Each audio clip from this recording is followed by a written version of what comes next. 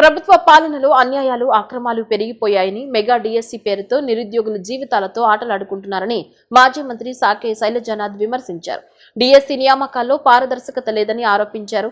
వివిధ జిల్లాల నుంచి వచ్చిన డిఎస్సి అభ్యర్థులు మాజీ సీఎం వైఎస్ జగన్ ను కలిసి తమ సమస్యలను వివరించారని, ఈ వ్యవహారంపై సిబిఐతో విచారణ జరిపించాలని డిమాండ్ చేశారు. వైఎస్ఆర్ కాంగ్రెస్ పార్టీ అధినాయకుడు మాజీ ముఖ్యమంత్రి జగన్మోహన్ రెడ్డి గారిని ఒక డిఎస్సి అభ్యర్థుల బృందం కలిసింది. రకరకాల ప్రాంతాల నుంచి ముఖ్యమంత్రి గారి జిల్లా చిత్తూరు దగ్గర నుండి ఆ మన్యం ప్రాంతాల అరకు వరకు ఉన్న అభ్యర్థులు దాంట్లో వచ్చారు. అట్లాగే రకరకాల కేటగిరీల వాళ్ళు కూడా వచ్చారు. స్పోర్ట్స్ కోటా ఉంది, స్పెషల్ నీడ్ అభ్యర్థులది ఉంది, అట్లాగే వివిధ రిజర్వేషన్ల వాళ్ళది ఉంది, నిలువు రిజర్వేషన్లు అడ్డం రిజర్వేషన్లు గొడవ దాంట్లో ఉంది. వీళ్ళందరూ వచ్చారు. సరే, అదంతా అయిపోయిన తర్వాత చంద్రబాబు నాయుడు గారు మాట్లాడుతూ డిఎస్సి ఫైల్ పై నేను తొలి సంతకం చేశాను.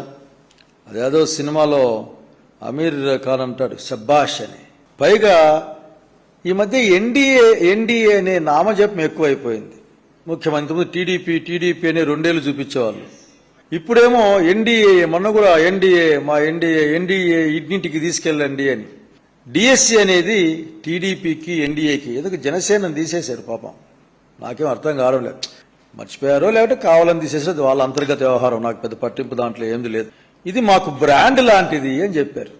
అదే మనం చూసాం కదా ఇందాపూర్ బ్రాండ్ ఒకటి. అక్కడ అంటే బ్రాండ్లు అంటేనే నాకెందుకు భయం వేస్తుంది, అక్కడ అమ్మకాలు కొనుగోలు ఉండే అవకాశం ఉందేమో అని. అట్లాగే అవసరమైతే మార్కెట్లో ఉన్న రేటు కంటే ఎక్కువ రేటు అమ్ముకోవడం కోసం కూడా ఇందాపూర్ అటువంటి గొడవలు ఇరుక్కుందని కూడా మనం చూసాం, చదివాం, విన్నాం. మా అందరికీ అనుమానాలు కూడా ఉన్నాయి. అది మా బ్రాండ్ అని చెప్పుకుంటేనే మళ్ళీ రాత్రి దాన్ని పీకేసే ప్రయత్నం కూడా, అదేదో దాన్ని ఈ ఛానల్లోనో ఈ పేపర్లో పెడతారు, వెబ్లో తీసే ప్రయత్నం కూడా చేసినట్లు చూశాను. చంద్రబాబు నాయుడు గారు ఈరోజు అడుగుతున్నది, మీ బ్రాండ్ కార్యక్రమంలో అన్యాయాలు అక్రమాలు జరిగాయి అని. అట్లాగే రాష్ట్రమంతా అనుమానం పడుతున్నది, అందులో వ్యాపార లావాదేవీలు కూడా జరిగాయి ఒక ముఖ్య నేత అనుచరణ ద్వారా అన్న ఈరోజు మాట్లాడుతూ ఉన్నాం. అది అవునో కాదో చెప్పాలా. 0 మిస్టేక్స్తో ప్రక్రియ పూర్తి. దాన్నే ఉంది, మనం ఏమనుకుంటే అది. మనం అదే సినిమా, అది కూడా ఇంకో సినిమాలు చెప్పాడు, కుడి ఎడమ అయితే పొరపాటు లేదన్నట్లు తప్పులు 0, అంతా బాగుందని రాసుకుంటే అడిగేవాడు ఎవరు లేరు. ఎందుకు మీరు సమాధానం కూడా పెద్ద చెప్పే అలవాటు ఎవరికి లేదు మీ దగ్గర. ఏమన్నా మాట్లాడితే నీకు గుంపు ఉంటుంది, ఆ గుంపు అరుస్తుంది, కరుస్తుంది. ఇంకదే పనే, ఇంకేం పని లేదు. పాపం మీ భాషలోనే పేటీఎం బ్యాచ్లు కదా, పాపం నేను చేయగలిగింది ఏం లేదు. అటువంటి చిల్లర మాటలు మాట్లాడడానికి ఇష్టపడను నేను. విజయవాడలోని పండిట్ నెహ్రూ బస్టాండ్ ఆవరణలో ఆధునీకరించిన రవి సినిమాస్ మల్టీప్లెక్స్ థియేటర్ ను హైకోర్టు సీనియర్ న్యాయవాది సిరిగిరి రవీంద్ర శేఖర్ లాంఛనంగా ప్రారంభించారు.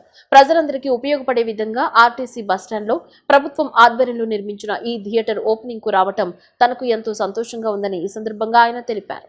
విజయవాడలోని పండిట్ నెహ్రూ బస్టాండ్లో గత కొంతకాలంగా మల్టీప్లెక్స్ థియేటర్లో చిత్రాలను ప్రదర్శించకపోవడం వలన ప్రయాణికులు నిరాశకు గురవుతున్న నేపథ్యంలో రవి సినిమాస్ యాజమాన్యం ఏపీఎస్ఆర్టీసీ అధికారుల సహకారంతో థియేటర్స్ను పునఃప్రారంభించారు. థియేటర్ ప్రారంభోత్సవం సందర్భంగా పెద్ద చిత్రాన్ని ప్రయాణికుల కోసం ప్రదర్శించారు. ఆధునీకరించిన మల్టీప్లెక్స్ థియేటర్ని ప్రముఖ న్యాయవాది సిరిగిరి రవీంద్ర శేఖర్ లాంఛనంగా ప్రారంభించారు. అనంతరం థియేటర్ను ఆయన పరిశీలించి సామాన్య ప్రజలకు అందుబాటులో ఉండే విధంగా టికెట్ ధరలను ఉంచాలని ఈ సందర్భంగా నిర్వాహకులకు సూచించారు. ప్రజలందరికీ ఉపయోగపడే విధంగా ఆర్టీసీ బస్టాండ్లో ప్రభుత్వం ఆధ్వర్యంలో నిర్మించిన ఈ థియేటర్ ఓపెనింగ్కు రావడం తనకు ఎంతో సంతోషంగా ఉందని తెలిపారు. ఈ కార్యక్రమానికి సహకరించిన ప్రభుత్వ అధికారులకు, ఆర్టీసీ సిబ్బందికి ఆయన ప్రత్యేక ధన్యవాదాలు తెలిపారు. అనంతరం నిర్వాహకులు రవి మాట్లాడుతూ, రైతే రాజు అనే నినాదంతో హైదరాబాద్ నుంచి లండన్ వరకు ఎన్నో విజయాలు అందుకుని ఇంటర్నేషనల్ అవార్డు గ్రహీతగా నిలిచిన ప్రముఖ పారిశ్రామికవేత్త రవీంద్ర శేఖర్ చేతుల మీదుగా రవి సినిమాస్ థియేటర్ ప్రారంభం కావడం తనకెంతో సంతోషంగా ఉందన్నారు. ఎంతో బిజీ షెడ్యూల్ ఉన్నప్పటికీ ప్రస్తుతం యుఎస్లో ఉన్న ఆయన ప్రత్యేకంగా ఈ కార్యక్రమం కోసం విచ్చేసి థియేటర్ను ప్రారంభించడం తమకు ఆనందం కలిగించిందన్నారు. మల్టీప్లెక్స్లు, మాల్స్లో సినిమా ధరలు ఆకాశాన్ని తాకుతున్న ఈ రోజుల్లో రవి సినిమాస్ ప్రతి సామాన్యుడికి అందుబాటులో ఉండేలా టికెట్ ధరలను డిజైన్ చేసిందన్నారు. ప్రభుత్వం అనుమతించిన కొత్త సినిమాలకు సంబంధించి ప్రీమియర్ షోల వరకు టికెట్ ధరను 600గా నిర్ణయించామని, అయితే ఆ తర్వాత నుంచి సామాన్య ప్రేక్షకులను దృష్టిలో ఉంచుకుని సాధారణ టికెట్ ధరను 150 రూపాయలుగా నిర్ణయించడం జరిగిందన్నారు. ముఖ్యంగా విద్యార్థుల కోసం స్టూడెంట్ ఆఫర్ కింద 130 రూపాయలు, కుటుంబ సమేతంగా వచ్చే జంటల కోసం 130గా ధరను ఖరారు చేసినట్లు తెలిపారు. కేవలం టికెట్లు మాత్రమే కాకుండా బయట థియేటర్లో 150 నుంచి 200 రూపాయల వరకు విక్రయించే స్నాక్స్, ఇతర తినుబండారాలను కూడా ఇక్కడ ప్రతి ఒక్కరూ కొనుగోలు చేసి తినే విధంగా చాలా తక్కువ ధరకే అందరికీ అందుబాటులో ఉండనున్నట్లు స్పష్టం చేశారు. Thank you Vijayawada. ఈరోజు మా రవి సినిమాస్ రవి గారు ఈ అవకాశం ఇవ్వడం నిజంగా నా అదృష్టంగా భావిస్తున్నా. తక్కువ పరిచయంలో ఎక్కువ ప్రేమ కలిగింది. ఎందుకో తెలుసా? ఇది రవి కాదు, రవి స్క్వేర్. ఈరోజు రవి సినిమాస్ ఒక అద్భుతమైన బస్ స్టాప్లో సినిమా థియేటర్కు రావడం అనేది ఎన్నోసార్లు నేను అనుకునేవాడిని. బస్సు కోరకు వెయిటింగ్, 1 గంటకు పని అయిపోతుంది, 4 గంటలకు బస్సు ఉంటుంది, ఏం చేయాలి? బస్ స్టాప్లోనే సినిమా థియేటర్ ఉండడం ఇట్స్ ఎ వండర్. ఇది 3 పూలు 6 కాయలు. 100% రవి గారు it will prove. Thank you sir. అది మా అదృష్టం. ఏంటంటే మా చిరంజీవి గారి అబ్బాయి పెద్ది సినిమాతో ఇది స్టార్ట్ కావడం అనేది really miracle. Ravi cinemas theatre వైపు నుంచి హైదరాబాద్ నుంచి లండన్ వరకు రైతే రాజు అనే నినాదంతో ఇంటర్నేషనల్ అవార్డు గ్రహీత పారిశ్రామికవేత్త అయినటువంటి మా రవీంద్ర శేఖర్ గారికి రవి సినిమాస్ ఓపెనింగ్ ఇలా పెట్టుకున్నామంటే నేను వస్తానని, ఎన్ని షెడ్యూల్ ఉన్నా సరే యూఎస్లో ఉన్నారు యాక్చువల్గా, అక్కడి నుంచి నేను మీ సినిమా ఓపెనింగ్కి నేను డెఫినెట్లీ వస్తాను. ఎందుకంటే ప్రజలందరికీ ఉపయోగపడేది ఆర్టీసీ బస్ స్టాండ్లో అండ్ గవర్నమెంట్ వారు ఆధ్వర్యంలో నిర్వహించినటువంటి ఈ థియేటర్ ఓపెనింగ్కి నేను రావడానికి ఎన్ని వర్క్స్ ఉన్నా పక్కన పెట్టి వస్తానని వచ్చి ఈ థియేటర్ ఓపెన్ చేసినందుకు గాను సార్కి, అలాగే మీడియా మిత్రులందరికీ, అలాగే మమ్మల్ని ఎంతో గవర్నమెంట్ వారు కానీ ఆర్టీసీ సిబ్బంది కానీ మమ్మల్ని ఎంతో సహకారాలు అందించినందుకు కానీ వాళ్ళందరికీ ధన్యవాదాలు తెలియజేస్తున్నాం. మరొకసారి మా రవీంద్ర శేఖర్ గారికి హృదయపూర్వకంగా ధన్యవాదాలు తెలియజేస్తున్నాం. గవర్నమెంట్ వారు ఇచ్చిన కొత్త సినిమాల వరకు 600 రూపాయలు ఈ ప్రీమియం షో వరకు వేస్తాము. రేపటి యాజ్ యూజువల్గా మా రవి సినిమాస్ థియేటర్ యాజమాన్యం ఏర్పాటు చేసినటువంటి రేట్లు 150 రూపాయలు, స్టూడెంట్ ఆఫర్స్ 130 రూపాయలు, ఫ్యామిలీకి సంబంధించిన ఫ్యామిలీతో వస్తే కపుల్ 130 రూపాయలుగా ఏర్పాటు చేయడానికి మేము అనుకుంటున్నాం. స్నాక్స్ బయట మాల్కి మా మాల్కి ప్రతి ఒక్కరూ కొనుక్కొని థియేటర్ సినిమా చూసిన తర్వాత కొనుక్కొని తినే విధంగా రేట్స్ అన్నీ చాలా తక్కువ రేట్లు అందరికీ అందుబాటులో ఉండే విధంగా ఏర్పాటు చేశామండి. ప్రస్తుత ఖరీఫ్ సీజన్ లో అవసరమైన నాణ్యత కలిగిన సర్టిఫైడ్ విత్తనాలను మాత్రమే 90% రాయితీతో రైతులు, కౌలు రైతులకు అందించాలని ఆంధ్రప్రదేశ్ కౌలు రైతుల సంఘం రాష్ట్ర అధ్యక్ష ప్రధాన కార్యదర్శులు ఏ కాటమయ్య, పి జమలయ్య రాష్ట్ర ప్రభుత్వాన్ని డిమాండ్ చేశారు. రాష్ట్రంలో ఖరీఫ్లో వరి పంట 37 లక్షల ఎకరాలు, వేరుశనగ 10 లక్షల ఎకరాలు, పత్తి 13 లక్షల ఎకరాలు, అపరాలు, ఇతర పంటలు కలిపి మరో 9 లక్షల ఎకరాల్లో పంటలు వేసేదానికి అవకాశం ఉందన్నారు. రాష్ట్ర ప్రభుత్వం రైతాంగానికి అవసరమైన నాణ్యత కలిగిన విత్తనాలు ఇచ్చే విషయంలో తగిన శ్రద్ధ పెట్టడం లేదన్నారు. ఇచ్చే విత్తనాల్లో కూడా సరిగా మొలక శాతం రావటం లేదని, నాణ్యత తక్కువగా ఉందని గత 2-3 సంవత్సరాల నుంచి రైతులు ఆవేదన చెందుతున్నా రాష్ట్ర ప్రభుత్వం పట్టించుకునే స్థితి లేకపోవడం దుర్మార్గమని మండిపడ్డారు. అన్ని రకాల పంటలకు అవసరమైన సర్టిఫై చేసిన విత్తనాలను రైతులకు, కౌలు రైతులకు అందించాలని వారు డిమాండ్ చేశారు. ప్రస్తుత ఖరీఫ్ సీజన్లో రైతులకు, కౌలు రైతులకు అన్ని పంటలకు సంబంధించి అవసరమైన విత్తనాలను నాణ్యతతో కూడినటువంటి సర్టిఫై చేసిన విత్తనాలను రాష్ట్ర ప్రభుత్వం సరఫరా చేయాలి.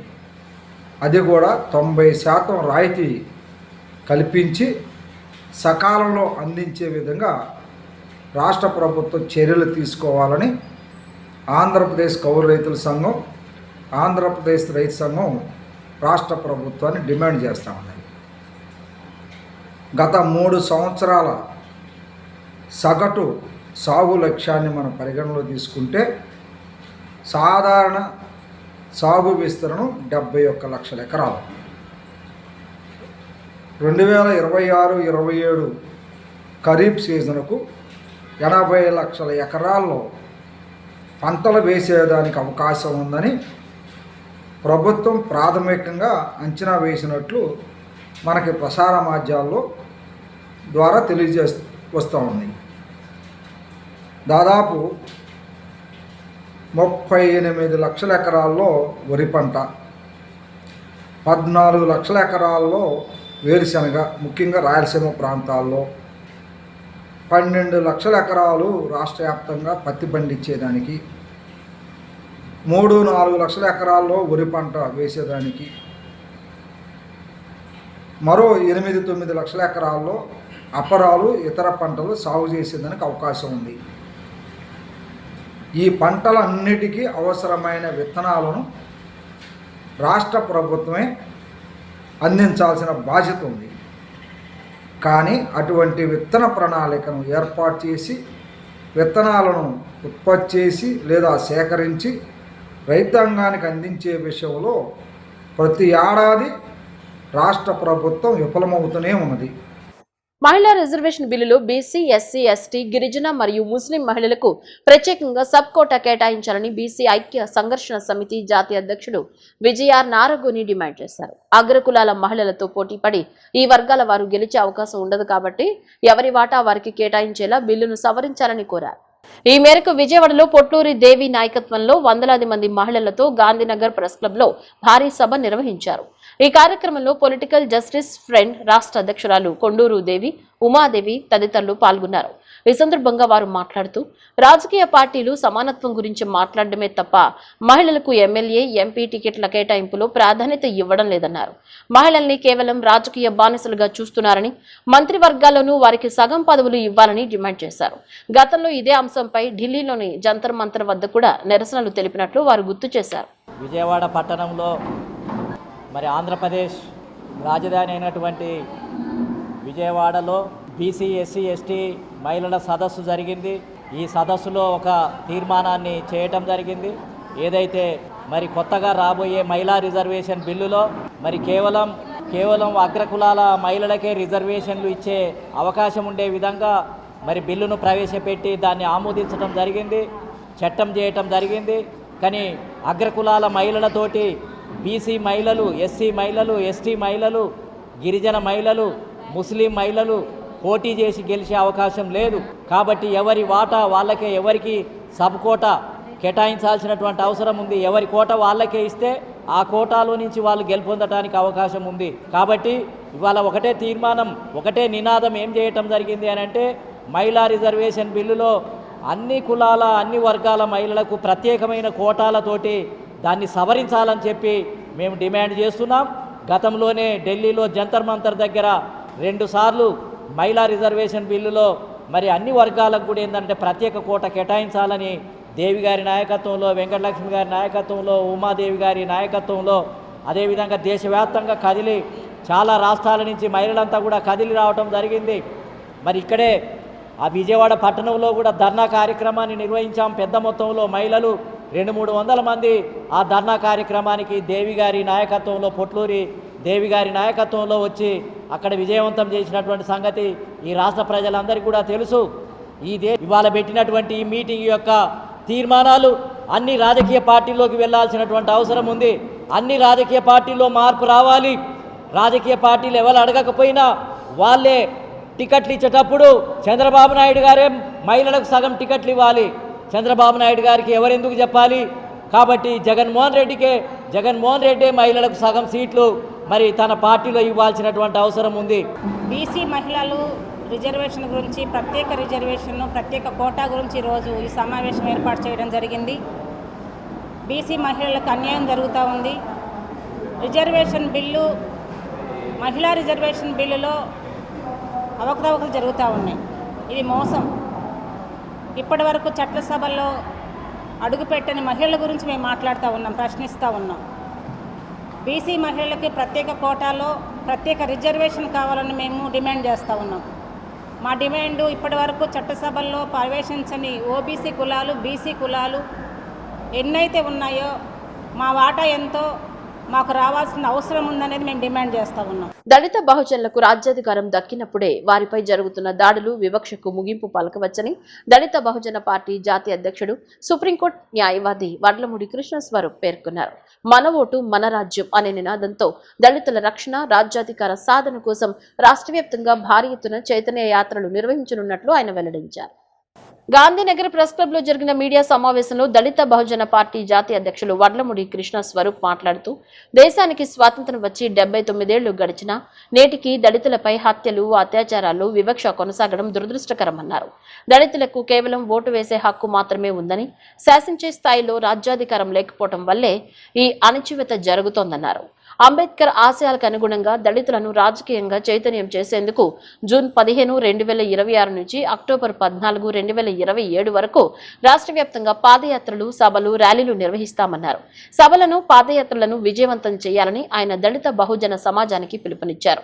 ప్రతి దళిత బహుజన కుటుంబానికి 2 ఎకరాల వ్యవసాయ భూమి కేటాయించాలని, ఎస్సీ ఎస్టీ అట్రాసిటీ చట్టాన్ని పటిష్టంగా అమలు చేయాలని, ఈ కేసులో స్టేషన్ బెయిల్స్ ఇవ్వకూడదని, ముఖ్యమంత్రి, ప్రధానమంత్రి అధ్యక్షతన జరగాల్సిన అట్రాసిటీ కేసుల మానిటరింగ్ కమిటీ సమావేశాలను తక్షణమే నిర్వహించాలని డిమాండ్ చేశారు. 79 ఏళ్ల స్వతంత్ర భారతావనిలో నేటికి మెజార్టీ ప్రజలకు దళితులకు రక్షణ, సామాజిక న్యాయం లేదు, అందలేదు. రాజ్యాంగ స్వతంత్ర ఫలాలు కూడా దక్కలేదు. తీవ్రమైన వేధింపులు, అత్యాచారాలు జరుగుతున్నాయి. రాజ్యాంగానికి మూలస్తంభాలైన లెజిస్లేచర్ అంటే పార్లమెంటరీ వ్యవస్థ, ఎగ్జిక్యూటివ్ వ్యవస్థ, జ్యుడిషియరీ వ్యవస్థ కూడా కంప్లీట్గా కుల వివక్షత పాటిస్తుంది. దళిత మానవ హక్కుల్ని కాలు రాస్తూ ద్వితీయ శ్రేణి పౌరులుగా చూస్తూ కుల వివక్షతని చట్టబద్ధంగా చేసే పరిస్థితులు కనిపిస్తున్నాయి. దీనికి కారణం మెజార్టీ దళితుల చేతుల్లో అధికారం లేదు, రాజకీయ పొలిటికల్ పవర్ లేదు. కేవలం ఓట్లేసే యంత్రాలుగా, పాలితులుగా ఉన్నారు తప్ప పాలక వర్గాలుగా లేరు. దేశంలో 2%, 3% లేని దోపిడీ కులాలు, మనువాద వర్గాలు ఈ రాజ్యాన్ని పరిపాలిస్తున్నాయి, దేశాన్ని, రాష్ట్రాన్ని. కాబట్టి ఈ దోపిడీ కులాల నాయకత్వంలో, పరిపాలనలో ఈ దేశంలో ఉన్న పీడిత ప్రజలకి, దళితులకి సోషల్ జస్టిస్ లేదు, రాదు. కనీసం వాళ్ళని రక్షించే పరిస్థితి కూడా ఉద్దేశపూర్వకంగా చేయట్లేదు. కుల వివక్ష చూపిస్తున్నారు. ఇలాంటి తరుణంలో మన ఓటు మన రాజ్యం ఇక తప్పదు, రాజకీయ తిరుగుబాటు చేయాల్సిన అవసరం ఉందని తెలియజేస్తూ, మరి దేశవ్యాప్తంగా ఆంధ్రప్రదేశ్లో కానీ, తెలంగాణలో కానీ, ముఖ్యంగా దక్షిణాది రాష్ట్రాలలో ఈ మన ఓటు మన రాజ్యం నినాదాన్ని ముందుకు తీసుకుపోవాలని, దళితుల రక్షణ జరగాలంటే రాజ్యాధికారంలోకి దళితులే రావాలి, దళితులే ముఖ్యమంత్రి కావాల్సిన సమయం ఆసన్నమైంది. ఇక మన ఓటుని ఇంతకాలం కూడా దోపిడీ కులాలకి ఓట్లు వేసి తన్నించుకున్నాం.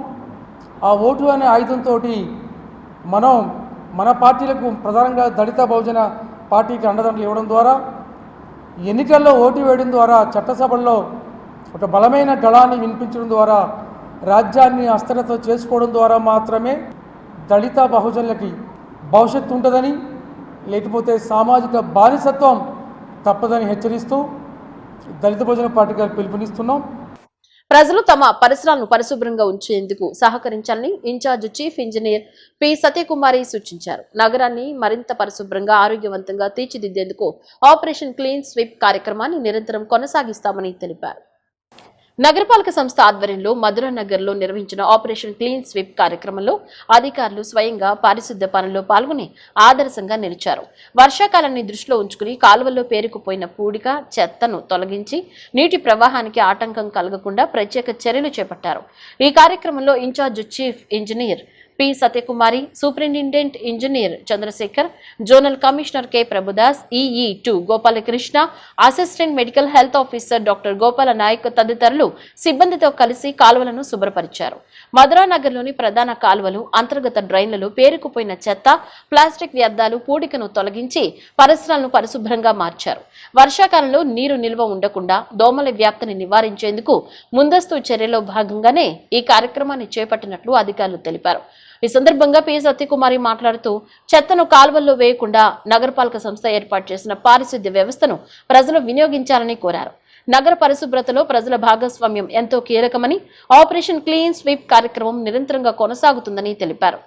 బులెటిన్ ముగించే ముందు హెడ్లైన్స్ మరోసారి.